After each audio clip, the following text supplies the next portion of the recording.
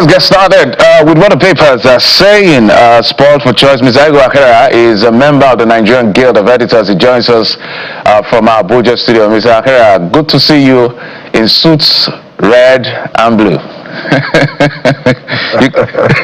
you came ready. Yeah, good morning. It's a pleasure, really, as usual. Good morning. How are you today? We're very okay. Let's talk about what the Vanguard is leading with, because I chose the Vanguard because it just segues and we piggyback on what has been the controversy heralding or leading to this election. Osun decides. Candidates talk tough, unveil plans for state. I'm a bulldozer, not afraid of federal might. That's according to Adeleke. Ibamiji downplays federal might, vows to banish poverty. Will build on past governors' achievement. That's Salam of ADC, I guess. Controversy over Senator Fadahunsi's comments. All of this is at page 6, page 8, and a page 13 read on the Vanguard newspaper. Mr. Akeregha. Okay, well, the Osun election appears to be gaining a whole lot of traction at the moment, and for the right reasons, because this is the last off-cycle election we are going to have before the big one in January next year. And so what are the issues here?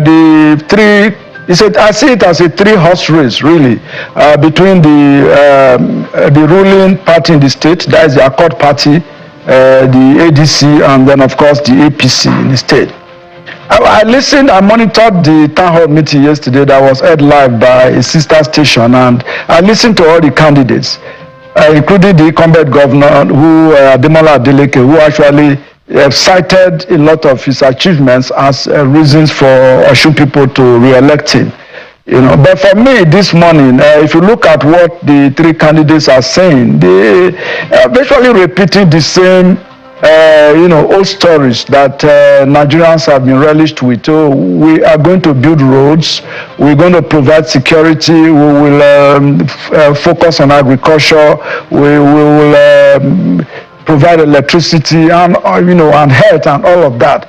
For me, these are very, very basic fundamentals, that meet human needs. Every human being, no matter where you are in any part of the world, I think that we are entitled to these very basic needs: roads, access roads, electricity, which is light. After all, the Bible said, after God created the world and he saw that everything was beautiful, he said, let there be light, and there was light. So electricity is important, as it were. And then, of course, health. There's need for people to stay alive. When you drive your car, you service the car, isn't it? So as you service the car, you want the car to continue to be on the road. That is human life. As we work, as we get involved in our daily activities, we need healthcare. So when these politicians talk about providing these basics, as if they are doing Nigerians a favor, I completely disagree. For some of us that has the benefit of traveling outside the country, if you go to China, for example, nobody is talking about roads and health and security and all of that in very serious societies. So I thought that by now we should be elevating the political conversations about what we are going to do. We are not living in a tech generation. Technology is driving the world. In China, for example, they are building hanging roads, hanging bridges. They are building 50-story, 100-story buildings for as residential quarters.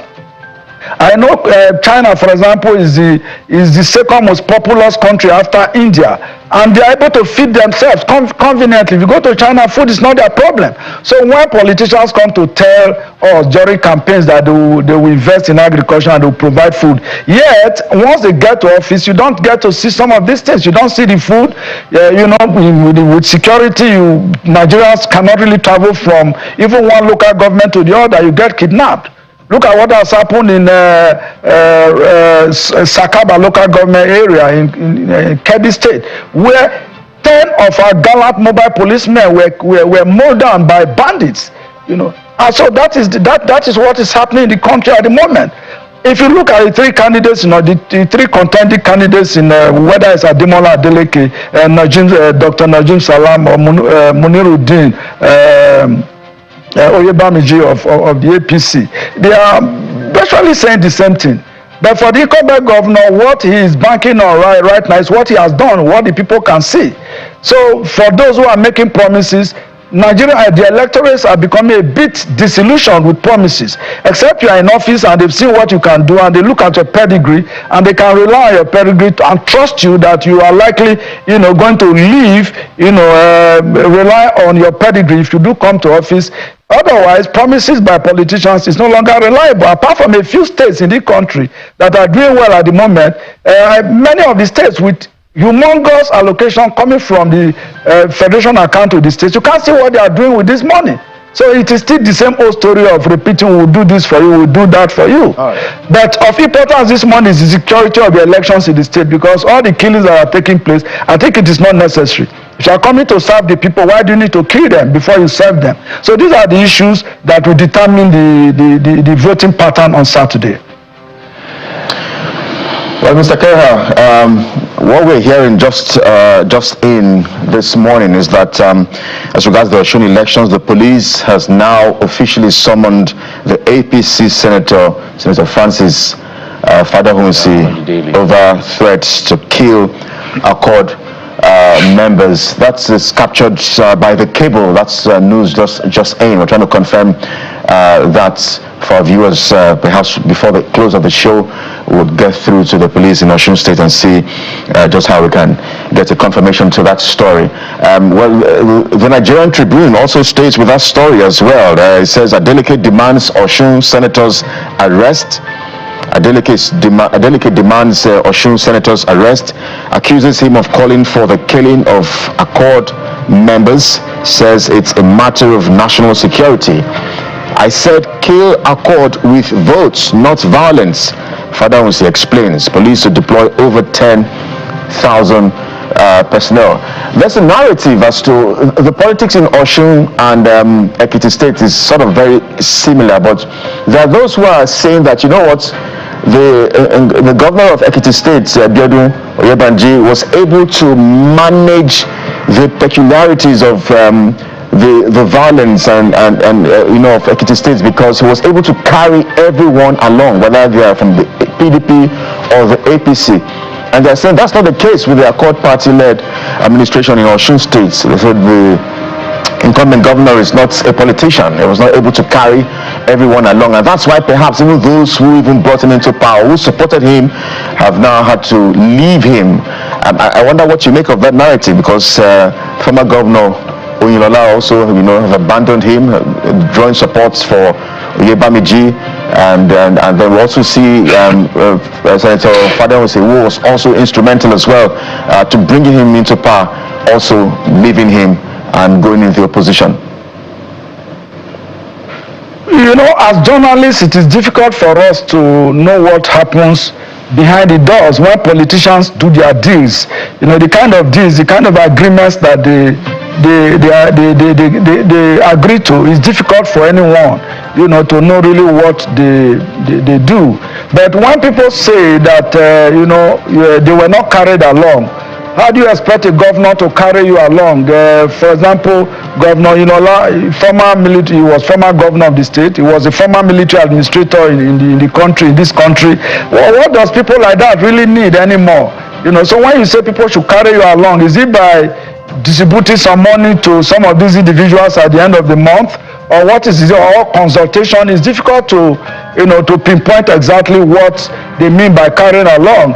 But for me this morning, with regards to Fadahunsi State, he spoke in Yoruba. I understand a bit of Yoruba language, and he was very clear.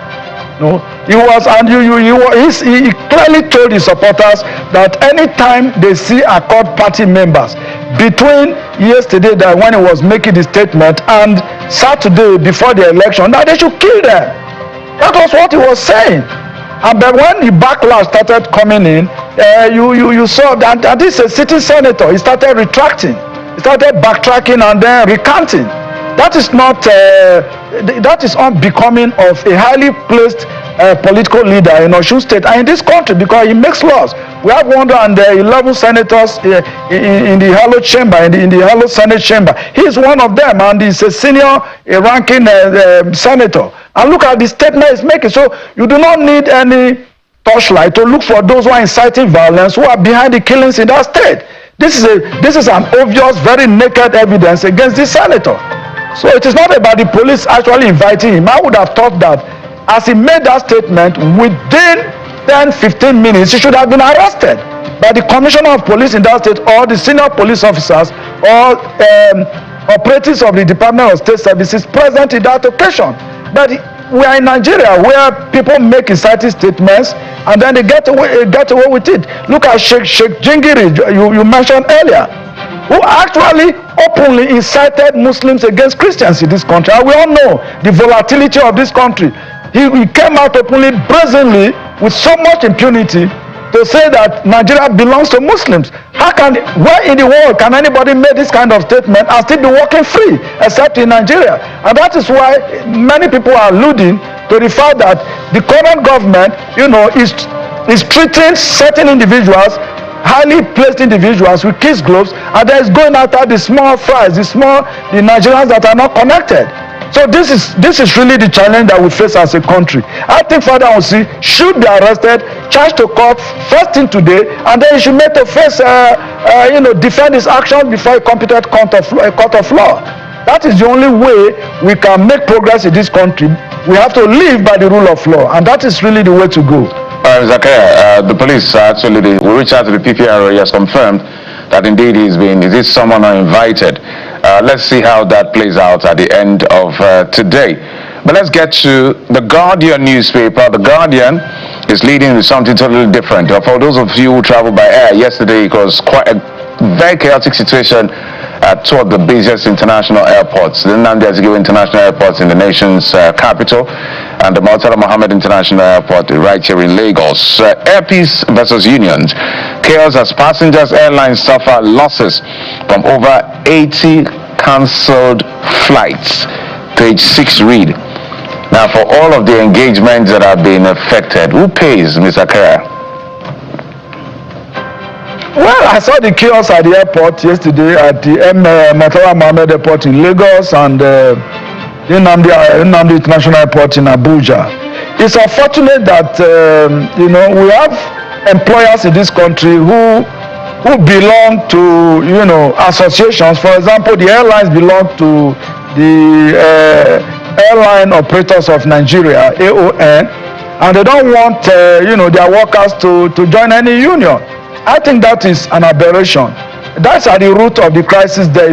When I listened to some interviews granted by the labor leaders yesterday, that the Airpeace management is denying their workers from joining unions. And I also listened to the Trade Union Congress president yesterday, who threw the weight of the TUC behind the workers, that the workers have a right to unionize. And I think that is the way to go. Unions are universally accepted where workers are employed to protect the interests of workers in that environment. So it's an unnecessary strike, and the people who suffered yesterday were the passengers some who had appointments to keep, some who were flying from one location to the other, to keep medical appointments and to do one thing or the other, and look at the disruption that has occurred.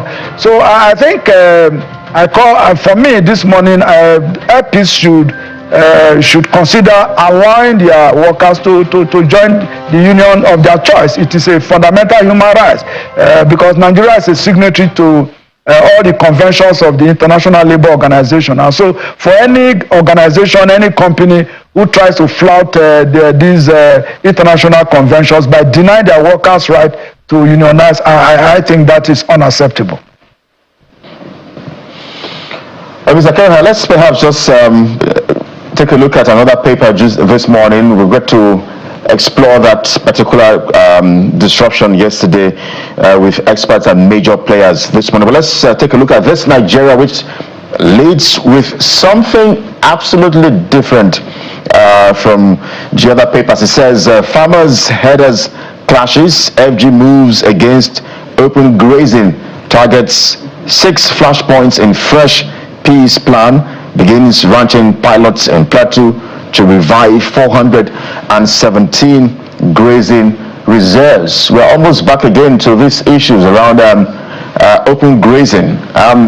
It was a very big issue, especially in the last administration under President Muhammadu Buhari, Mr. Akeregha? It is sad that we are indeed back to it. The narrative, there's a need for us to deconstruct the narrative that farmers are clashing with herders. You know, a farmer goes to plant his crops and somebody brings his cattle from somewhere, and rather than graze on grasses that are available, he deliberately moves the cattle into farmlands and, you know, get his cattle to consume crops. There's nobody who will allow that to happen. Nigeria is about the only country, you know, in West Africa that I know. I'm not even talking of the rest part of the world where cattle are allowed to roam. Even the nation's capital, Abuja, you will see them here roaming everywhere, blocking traffic. You know, this is clear indiscipline on the part of herders. And each time government tries to, to control them, you see the pushback. I think that these herders have some highly placed individuals, either embedded in the government or somewhere, who are protecting them. I also remember that at the onset of this administration, they passed a law, against open grazing. Many of the states already have existing laws, prohibiting open grazing. But I think the challenge here is law enforcement.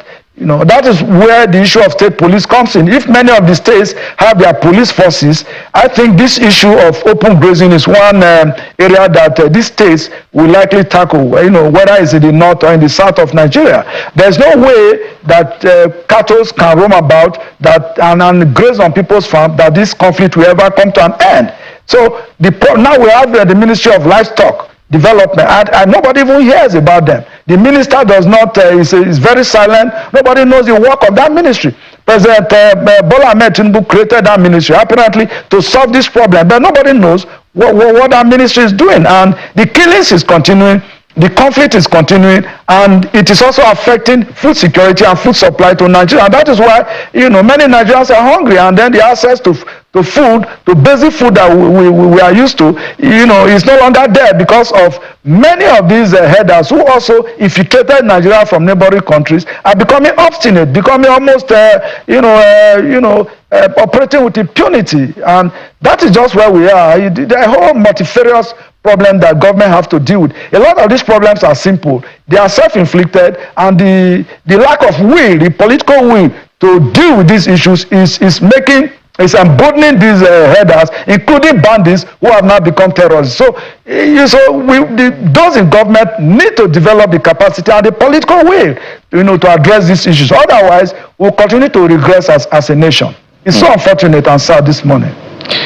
Okay, well said. On this particular matter, in fact, anytime I go to the nation's capital, or heading back to the airport or coming into town, you just see all of this, livestock all over the place, this cattle everywhere, and in the median, just having the best time of their lives. I said, this is one thing that Nyesom Wike, the Honorable Minister of the FCT, has not been able to pull off. I don't know why. But let me just chip in. Yes. Let me chip in. And when Nyesom Wike, was appointed and he resumed duties in Abuja about 3 years ago, one of the first policy issue he made was that he had banned the open grazing in the nation's capital, and then he was actually going into some of the settlements to bring them down. But at some point, I guess that he was called to order again by this unseen, quote unquote powers that be. So no, Wike is no longer talking about them. So they are back to the streets. Even the very powerful Nyesom Wike couldn't go close. So that tells you that it's a no-go area. It's a no-go area, It's interesting. Maybe we'll be taking videos and posting now going about. I was thinking, you mentioned something in passing, and I just, maybe we'll do a roll call of ministers. I always try to contextualize this, Akeregha. I don't know, maybe they are doing something that we don't know what they are doing, even as journalists. One of the top on that list is Minister of Marine and Blue Economy. Surprisingly, I heard his voice in this election. So Baba, you can talk with greatest respect. I've never heard him speak anywhere, just like he did, passionately like that. Minister are still developing. Yeah, that's it. Minister are still developing. I don't know anything that's going on there. Minister of Livestock. So I really don't know. Even Even the minister of solid minerals, that's another, that is another mine. It's another huge, vast resources that we can earn a lot of money from. That is Dele Alake, as the minister of solid minerals. We don't get to hear Dele Alake when he was commissioner for information in Lagos State. He was very active, a very intelligent journalist, but suddenly he's quiet. We don't know what's going on behind the scene. So there are a whole lot of these ministers, as you said, they may be doing something, but if what you are doing, nobody gets to hear about them. So how can anybody say you are doing anything? I think they are just enjoying themselves. And nothing gets done. Yes, for Dele Alake, without holding brief for him, at least I used to see, pressers, some gains in terms of monies. We're not generating enough from that ministry, but it's better than what we were doing before. At least we have, what do you call them? Yes. Mining marshal. So comparing him to blue economy, livestock and steel and the rest, we don't even know some minister's name. Just like we don't know some government. The one for blue economy. Let's face it.